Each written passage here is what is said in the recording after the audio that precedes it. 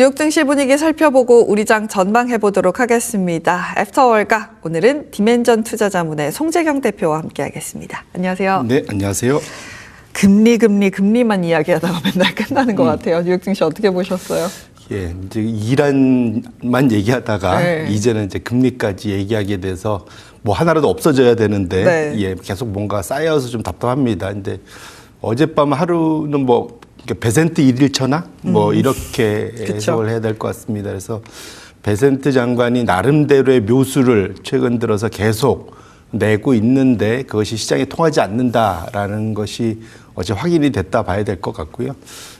지금 여러 가지 측면에서 놓고 보면은 금리가 내려갈 수 있는 뭔가 그 굿뉴스는 별로 없는 것 같아요. 지금 상황 자체는. 그러니까 그 사이에 이제 주식시장이 외면하고 있었고 첫 번째로는 심지어는 채권시장도 상당 부분은 오냐오냐 해주다가 이제는 더 이상은 못 버틴다라는 쪽으로 점점 기울고 있는 상황이기 때문에 특히 또 이제 중간선거 앞두고 조금 더 이제 그러니까 어찌 보면 채권 투자자들이 의외로 압박하고 있는 거죠. 사실은. 그렇죠. 예, 이제 재정 적자 줄여라라고 얘기를 하고 있는 건데 과연 이제 의회가 그 말을 들을까? 뭐 그런 측면에서 놓고 보면 양쪽이 약간 대치하는 상황. 네. 라는 측면에서 놓고 보면 피해는 고스란히 금리 상승 또 내지는 달러 약세 뭐 이런 쪽으로 나타날 것 같고 그러다 보니까 최근에 금 가격이 당연히 올라가는 현상들이 나타나서 전형적으로는 징후로는 미국 시장 입장에서는 상당히 좀 부정적인 모습들이 나타나고 있다 이렇게 봐야 될 것 같습니다.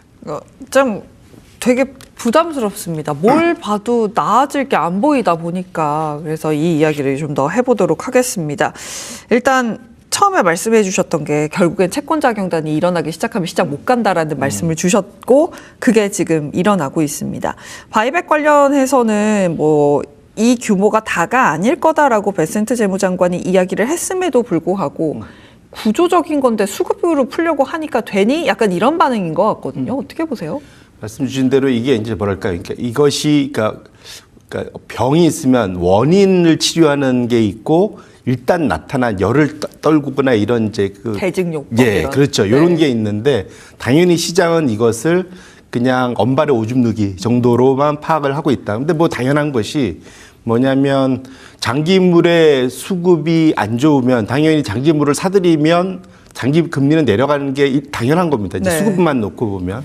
근데 그것의 그 재원이 뭐냐가 중요한데 재원이 지금 상황으로 놓고 보면 단기물을 찍어서 장기물을 사겠다라는 거잖아요. 그러니까 이게 그러니까 오른 주머니에 있는 거 왼 주머니에 넣고 이게 왔다 갔다 하는 상황이기 때문에 근본적으로는 왜 장기물 수급이 안 좋아졌냐를 생각해 보면 재정 적자하고 지금 화요일부로 40조 달러가 넘어섰죠. 네. 그리고 시장에 풀려 있는 게 한 32조 달러 정도 되는데 그러니까 미국의 국채를 말하는 겁니다. 부채를.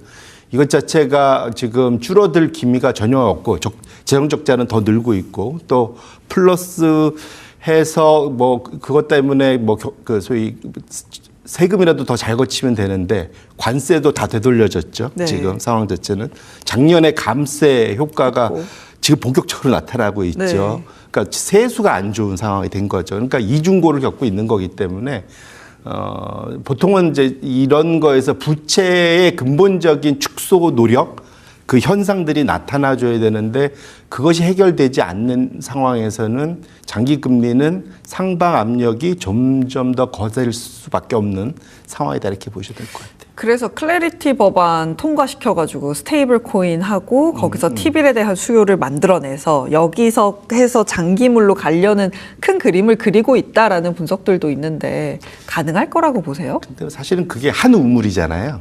어쨌든 간. 예, 그러니까 이게 TV를 사는 사람, 이제 TV라고 하는 건 2년 이하의 그러니까 만기 2년 이하의 미국 국채를 사느냐, 아니면 대신에 말씀 주셨던 지금 결국은 이더리움이나 이런 것의 그런 스테이블 코인 쪽에서 사느냐. 근데 그 근본은 누군가가 사줘야 되지 않습니까? 네. 그거는 같은 한 우물이라서.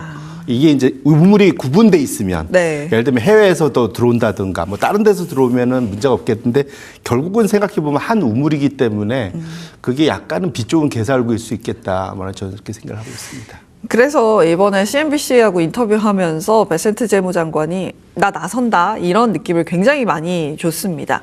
그래서 실제로 국가 부채가 40조 달러인데 이거 어떻게 할 거예요? 어떻게 보세요라고 했더니 그건 숫자고 별로 의미 없다라고 하는데 그런 무책임한 말을. 예.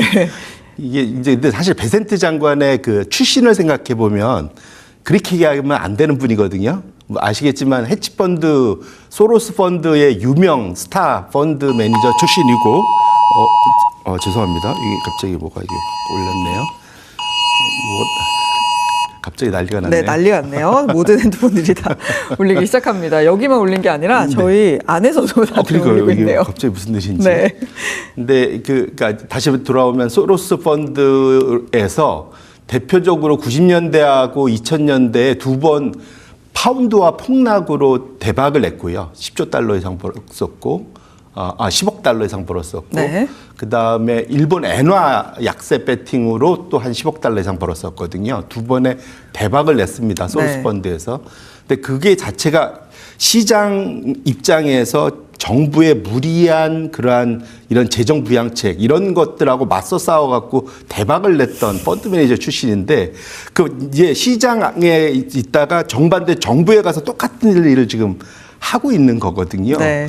그러니까 결국은 시장을 이기는 특히 장기 금리 시장에서는 시장을 이기기 어렵다라는 것을 본인이 너무 잘 알고 장기 금리를 누르면 결국은 환에서 터집니다. 그렇죠. 예, 그러면 달러의 약세 배팅이 엄청 늘 수밖에 없는 또 환경이 될 거거든요. 이건 상대적인 악순환이 그래서 금가격이 올라간 겁니다. 그래서 이것 자체는 상당한 무리수다 봐야 될 것 같고 지금 상황에서는 그래서 제가 기다리는 것은 워시가 도와줘야 됩니다.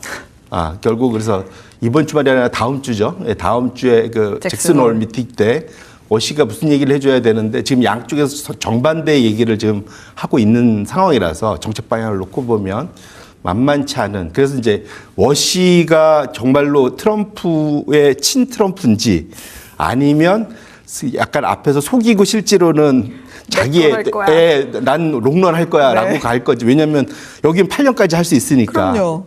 정권 바뀌어도 네. 보통은 특별히 대과가 없으면 유지시켜 주니까. 그렇게 놓고 본다면은 워시가 무엇을 결정할지가 상당히 중요한 이제 이번 잭슨 미팅이 될 것 같다 이렇게 봐야 될 것 같습니다. 참, 그러니까 베센트 재무장관이 나는 정보 많이 갖고 있다 이렇게 하는 의미를 봐라 자꾸 이렇게 이야기를 하거든요. 이게 시장의 영향력을 확실하게 주려고 하는데 사실 장기 국채 시장에서 그게 안 된다는 걸 너무 잘 알 텐데라는 설명을 주셨습니다. 그래서 잭슨 홀 이야기랑